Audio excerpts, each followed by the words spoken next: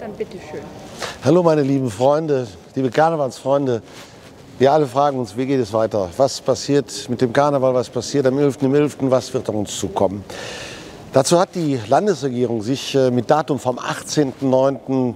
schon relativ konkret geäußert. Danach heißt es, Karnevalsbälle, Partyformate und gesellige Karnevalssitzungen ohne Beachtung des Abstandsgebotes können nicht stattfinden.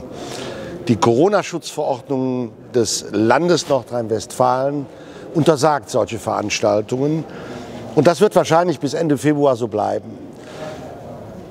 Damit heißt es, alles ist auf Null gestellt. Wir werden neu denken müssen.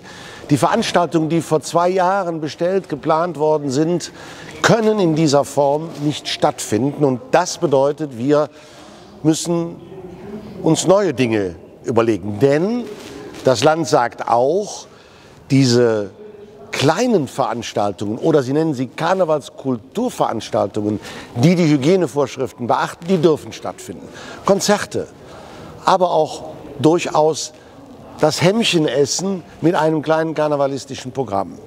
Wir alle sind jetzt gefragt, kreative Lösungen zu finden, um den Menschen, die Karneval feiern wollen, und das sind noch viele, ein vernünftiges Angebot zu unterbreiten. Und ihr könnt sicher sein, die Roten Funken haben da schon was in der Schublade.